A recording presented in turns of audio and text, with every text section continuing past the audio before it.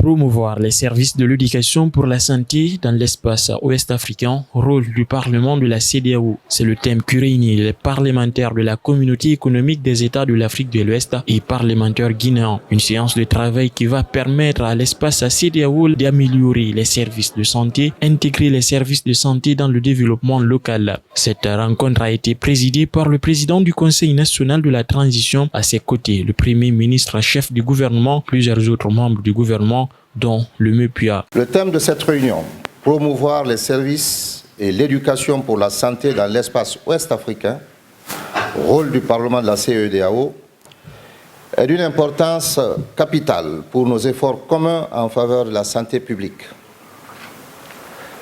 Nous savons que l'éducation pour la santé est un pilier fondamental de toute stratégie visant à améliorer la qualité de vie de nos populations.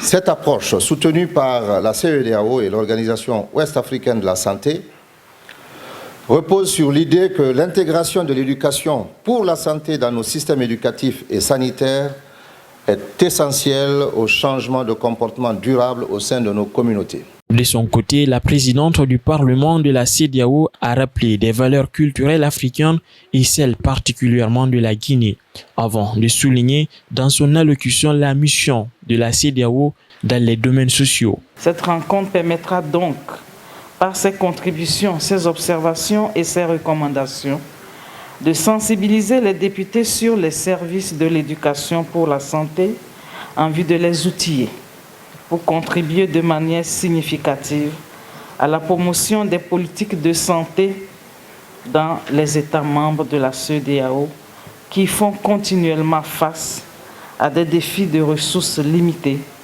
d'infrastructures, de santé insuffisantes et de disparités sanitaires, de gestion des épidémies, de coordination entre pays et de formation des professionnels de la santé. Quant au PM Amadou Riba, il n'a pas manqué d'apprécier l'initiative tout en soulignant des garanties. La Guinée fera tout ce qu'elle doit faire pour que la CEDEAO continue de vivre, que la CEDEAO puisse évoluer et qu'elle puisse répondre aux aspirations des pères fondateurs tout en étant en phase avec son temps.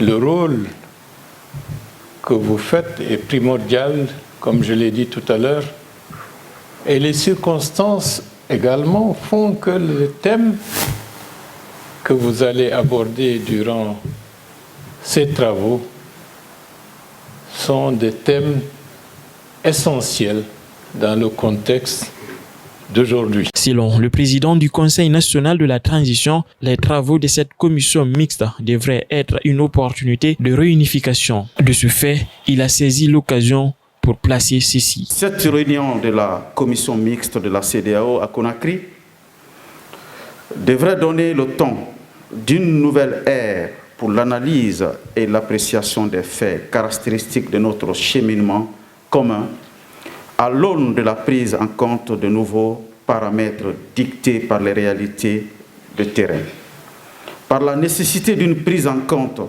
davantage marquée et impérative des appels légitimes des nations et des peuples respectifs qui constituent la grande famille de notre communauté. Le République de Guinée, qui est particulièrement honoré et fier d'accueillir aujourd'hui des représentants de ses pairs ouest-africains dans l'esprit de la co-construction des idéaux panafricains, est la preuve que la notion de pays en transition, que nous appelons en Guinée pays en refondation, n'est pas incompatible avec celle de pays en légitime reconstruction.